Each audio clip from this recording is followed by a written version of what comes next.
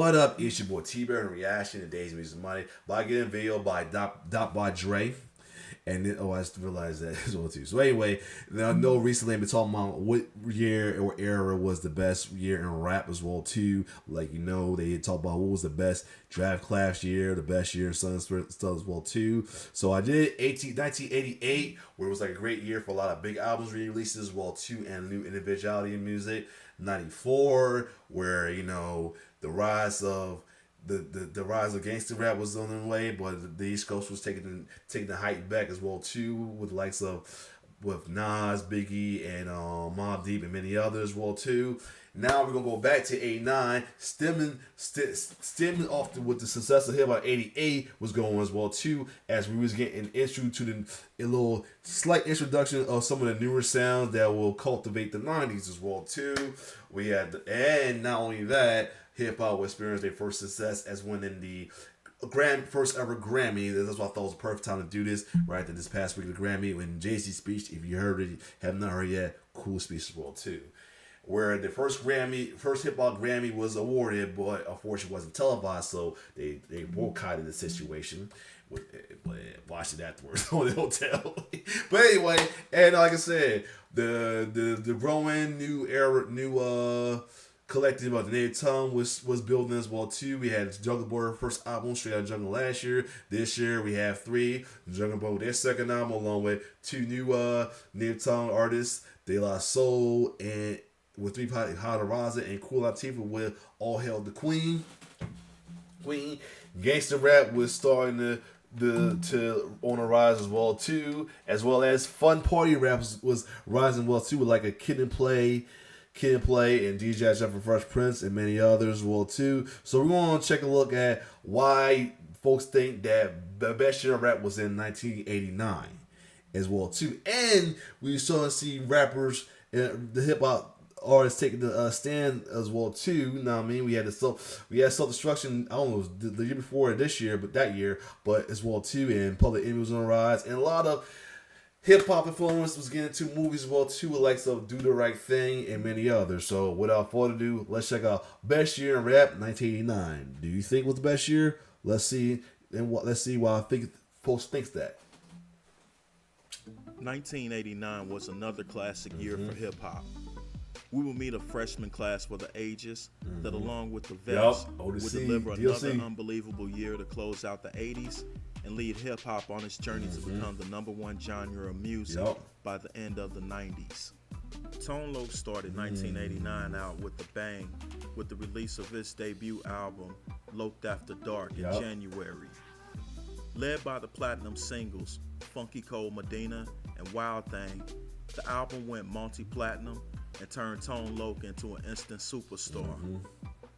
The album reached #1 on the Billboard 200. Funky Cold Medina and Wild Thing continue to be featured in commercials, movies, and just about any other form of media. Yo, man, it's crazy that a guy like him became pop culture instantly. Not only with this popular song, but became an iconic voice actor as well too, and appears in a lot of movies. Though it's great. I always think that he ever thought that he would blow up the way he blew off, just off the strip of his 2 pop single raps and his iconic voice, man, for real.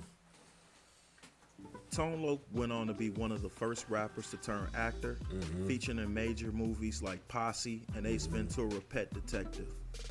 1989 would also introduce us to Kwame, who released his debut album, Kwame the Boy Genius, featuring A New Beginning. Highlights include The Man We All Know and Love, and my favorite song by him, The Rhythm. The Rhythm is Kwame at his best, spitting smooth rhymes over a dope sample that's guaranteed to get your head nodding. Kwame would peak for a few years, bringing the polka dots to hip-hop. After his popularity as an artist declined, he became a successful producer, producing songs for Mary J. Blige, Missy Elliott, and he also produced On Fire for Lloyd Banks. In 1989, hip-hop would be one of his best duos, and one of a lot of people's choice to be on the Mount Rushmore of producers when Gang Starr released their major label debut, No More Mr. Nice Guy. Nice Guy. Led by singles Positivity and Words I Manifest. The album was solid and a good introduction to Gang Starr, who would become a major force in hip-hop up until Guru's untimely death. We were also introduced to a 17-year-old kid from Brooklyn named Special Ed. Ed had rhymes for days, and when his debut single, I Got It Made, dropped, it got people amped for the release of his debut album, Youngest in Charge. Ed didn't disappoint, delivering a dope album led by singles I Got It Made, Think About It, and I'm the Magnificent. The album will be a critical success, and Special Ed will continue to release more dope music in the coming years. 89 would also give us our official introduction to Nice and Smooth. Like I said, a lot of well-known, a lot of artists who got big in the 90s got introduced around this year, man. It's crazy. With the release of their debut self-titled album, Nice And the and sound. Smooth. Highlights include No Delayin' and Funky For You. Nice and Smooth will go on to be huge in the early 90s with their own music and also with writing for people such as Bobby Brown. We also Fun got fact that Smooth B at the time was before this was a background singer with Bobby Brown, and Greg Nice was beatboxing for T-Lie Rock. the release of the debut album from Mellow Man Ace, Escape to Havana. Mellow Man Ace was one of the first rappers to heavily infuse Latin music. Highlights on this album included If You Were Mine and Mentarosa. 89 was a huge year for Young MC. He had writing credits on Tone Low's smash hit multi-platinum album, Loked After Dark, that had been released in January, and now it was time for his turn. He had the release of his album Stone Cold Rhyming, which featured the smash hit single Bust a Move. Bust a Move went platinum, dominated the airwaves, and still gets old school parties and over 30 clubs jumping. The Juice Crew was back with more dope music and the debut albums of 3 more members. First, we had the legend Kool G Rap. After garnering a major buzz from his various features, it was time for Kool G Rap to show us what he was His album about. just came out that day. G Rap Because he did a lot of singles stuff before that, and then he just had his debut album. It was crazy how it was like that though. a major way, delivering us tales of entanglements with the mob while delivering his high-paced lyrics and a style that would arguably be the most influential for future rappers. Like Nas. He and Rakim could be considered the most influential rappers of all time. Our next Juice Crew releases will come from Greg G with his debut album, The Kingpin, and the Juice Crew queen, Roxanne Shante, finally get her. with Bad Sister. Yup. And like I said, another one who finally just released her album around the time too. Yup. Both albums had moderate success. Roxanne Shante, who was known for her disses, will continue to battle all challengers, and now she hosts a successful radio show on Rock the Bells Radio. It's rhyme time. 89 brought us the debut of behind-the-scenes NWA member, the DOC, with his debut album, No One Can Do It Better. This album is a classic and, in my opinion, the best album of the year. It was led by songs like Mind Blowing, The Grand Finale, and one of my all-time favorite songs, The Formula. If you've never heard it, definitely treat yourself to a listen. What about Funky and them? That's the journey there. Link will be in the description. The album went platinum, and unfortunately would be the only offering that we would get from the DOC with this original voice, as he would lose it in a car accident. The DOC stayed behind the scenes afterwards, writing and overseeing projects by Snoop Dogg, Dr. Dre, Eminem, 50 Cent, and more. 89 would introduce us to Third Base. They were the second white group to have a lot of success in hip-hop behind the Beastie Boys, but they approached it from a totally different angle. They would input information from the 5% Nation in their music, along with delivering some very dope lyrics. MC Search was a standout of the group. Search could hold his own with any MC of the day. Their debut album, the Cactus album, is very dope and one of the best of the year. It was led by the singles Step Into the AM, Brooklyn Queens, and Gas Face. The album went gold and also introduced us to Zev Love X, or MF Doom as most of us would know him. '89 also introduced us to the native tongues. Yep. First, the Queen came off of her throne and blessed the microphone with All Hail the Queen, Yep. the debut album from Queen Latifah. Latifah came out hard with the single Stands For Me, Coming to My House, and the women's anthem, Ladies First, featuring Moni Love. Ladies First is still used as a feminist anthem and continues to entertain and uplift women. Yep. We also got the debut of legendary group De La Soul R.I.P. with their debut album, Yogurt. 3 Feet High and Rising.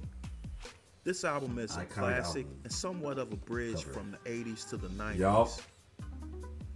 The lyrics were top notch, and the subject matter always gave you something to think Like I about. said, like this was definitely like would definitely give us a preview of the signature sounds of the early '90s. Well, too, we got in '89 for sure, and definitely they was definitely one of them. The album was led by its classic singles, Buddy and Me, Myself, and I. The album went on to be Chris White critically was- acclaimed and a commercial success, going platinum, and Chris De La White. Soul would be one of the greatest groups ever. The Jungle Brothers were the final members of the Native Tongues to release an album in '89 when they released in their '89. sophomore album, Okay, I'm about to say, Done yeah. by the Forces of Nature. Highlights include Tribe Vibes, Feeling Alright, and the posse cut Doing Our Own Thing, featuring the Native Tongue members De La Soul, Queen Latifah, and Moni Love. The album was a critical success and was listed on Source Magazine's 100 Best Albums. Nice. '89 brought the return of the Ghetto Boys, but this time with the new New members, lineup yup. that now included Scarface Yup. and Willie D to join the only iconic remaining members. rapper, Bushwick Bill, of the previous lineup. They released their first album together, Grip It on the Other Level. This album is amazing and made the Ghetto Boys the standout group from the South. Highlights include Gangster of Love, Read These Nikes, Life in the Fast Lane, and just about everything else on the album. Scarface showed his greatness from word one, quickly proving to us that he was going to go down as one of our greatest MCs. Legend Kool Moe Dee returned in '89 with his third album, Knowledge is King. Kool Moe Dee once again did not disappoint, delivering dope lyrics and advancing his legend status. Highlights include They Want Money, I Go to Work, Yeah. and the LL diss track, Let's Go. All right, hold on a second. All right, I'm back. Anyway, let's keep going. The album went gold and further solidified Kool Moe Dee as one of the top rappers in the game. Moe Dee's rival LL Cool J also returned in '89 with his monster album, Walk with the Panther. This was another great album, but it's the beginning of his shift to making music more for the ladies. Yeah. Highlights include Going Back to Cali, Big Old Butt, I'm That Type of Guy, and Jingling Baby. The album went platinum, and LL would win the feud with Kool Moe Dee, but both would go down as legends, and their beef is one of the best in hip-hop It history. is. Well, the thing about it though is like that was also like the right what kind of got him like not liked by fans, but like for like the hardcore hip hop fans because they thought he was sold out or it became too about the glam and not about what's going on with the cause because he went to the rally for the Stop the Violence movement and he got booed by fans. It was sad. Oh yup. But yup, here we go. '89 brought us the return of Heavy D and the Boys with their sophomore album, Big Time. Once again, Heavy D delivered with dope lyrics for the fellas and great R&B infused songs for the ladies Jack City to create Swing. an album we all would enjoy. Led by multiple hit singles, including Girls They Love Me, Somebody for Me, Big Time, and We Got Our Own Thing. Heavy D would be one of hip-hop's first megastars, Yeah. branching out to TVs and movies while still maintaining a rap career near the top until its untimely passing. BDP returned with their third And this will also be the last album of Troubleshoot Roy because the following year he was passing that accident at the concert. album, Ghetto Music, the blueprint of hip-hop. The original Blueprint. The album went gold behind singles Why Is That? You Must Learn, which teaches so much history in just a few minutes, and Jack of Spades, which was also featured on the I'm Gonna Get You Sucker soundtrack. Juice Crew members Biz Markie and Big Daddy Kane will return in '89 with their sophomore albums. Big Daddy Kane releases A Big Daddy Sting. Highlights include Warm It Up Kane, I Get the Job Done, and my favorite song by him, Smooth Operator. The album went gold and got the legend ready for the 90s. He did. Biz Markie returned with this sophomore album, The Biz Never Stops. Highlights include Check It Out, Spring Again, and his classic song about heartbreak, Just a Friend. Just a Friend remains a party and concert favorite, as every time it gets played, every crowd can't resist singing it aloud and at any pitch. Only Biz can have that type of effect on the world. Right. '89 gave us the return of MC Lyte, and she came back at her best with the release of her sophomore album, Eyes on This. This album was amazing, and is the primary reason a lot of people still consider her the best female MC of all time. Highlights include Shut the F Up, a diss to her rival Antoinette, Cappuccino, and my favorite song by her, the classic Cha Cha Cha. The album received critical praise, and MC Lyte became the first female solo rapper to chart on the Billboard 200. EPMD returned with their second album, Unfinished Business. Highlights include Please Listen to My Demo and So What You Saying. So What You Saying is an amazing song and perfectly displays the brilliance of Eric and Parrish as they each and the introduction of one of my favorite DJ of all time, DJ Scratch, man. And out in their own way. The album went gold, keeping EPMD hot for the 90s. The Beastie Boys also returned with their sophomore album, Paul's Boutique. This album here, you saw my reaction to the sample video. This was a masterpiece. Over 100 sampled in one video. Damn near 10 in one song at that as well too. It was their first album breaking away from Def Jam and going to Capitol Records before they started the Grand Royal one. Man, a masterpiece. That's all I can say. Highlights include Shadrach and the party song Hey Ladies. The album went multi-platinum, cementing their place in hip-hop as a top group as they continued on their march to the Rock and Roll Hall of Fame. I feel like this album right here gave them their individuality, because the first album you would think they was just, you know, the white Run DMC. This right here gave them their individuality, and I can see them get a lot of even bigger respect in hip hop off this album alone. Sir Mix-a-Lot returned with his sophomore album, Seminar. The album went gold behind songs including I Got Game, Beepers, Something About My Benzo, and the classic My Hoopty. My Hoopty was a smash hit and had people everywhere singing it anytime they saw a friend or family member driving a raggedy car. Ice-T returned in '89 off of the success of his classic album Power with the Iceberg / Freedom album. This album was a more edgy album, but still was pretty good. It was highlighted by songs like The Iceberg and You Played Yourself, which was a very dope song and one of my favorites by Ice-T.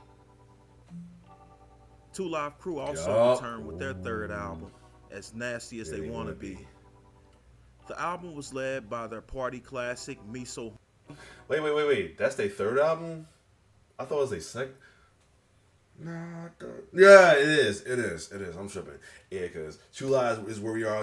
It was their first. Then the other one with Rocket was their second one. They came out '87. I'm tripping. Yeah. What was that second album called? Two Live Crew. But yeah, I'm tripping. That is their third album. I almost forgot that album before this one. That's why I knew about the Nasty and Wannabe. What's it called? Move Something. Yep, we was Move Something. Yep. Yeah, Move Something. Yep, this was their second one. Third one. Yep. This is a highly popular The one. 2 Live Crew would garner the attention of the federal government and land them on trial for obscenity charges. Some of the other albums released in Oaktown 89 357. included Oaktown's 357 with Wild and Loose, Chill Rob G, Ride the Rhythm, which came with a whole lot of controversy behind the song Power. Yeah. You had Antoinette with Who's the Boss, DJ Jazzy Jeff and Fresh Prince with And in This Corner, Def Def Jam, Jam. Just the Poet with Soul, Willie D His debut. with Controversy that included the song Ballhead Ho. And if you were around in the early 90s, you definitely know how much trouble that song caused. We also had the Jazz, Ooh, the Jazz. Word to the Jazz that introduced us to Jay-Z, Jay-Z, yep. and Redhead Kingpin with the Shade of Red. Stop the Violence movement Yep. released Self-Destruction. Oh, so what's 89? A song that featured a large collection of the hottest MCs from the East Coast, all dropping dope verses about stopping violence around the country. 89 did its job to advance hip-hop as it grew to be included in all forms of media and eventually become the #1 genre of music in the world. But was it the best year in music? Was it? And I feel like from what it's definitely in the talks of it being the best so as well too. So next week we're going to go to 92. 92 is around the time where Fun's game was over. It was starting the beginning of the Fun game. Well, Gangsta rap was on the rise. It was Fun game was over as the East Coast was going to the boom bap era as well too. That becomes very popular till this day, as well as many other popular our albums as well too. And hip hop was also going through a crossover in this time as well too. So anyway, we'll check that out next week. Other than that, if you like my reaction, like, share, subscribe to my YouTube channel. It's your boy T-Bird signing off. One love.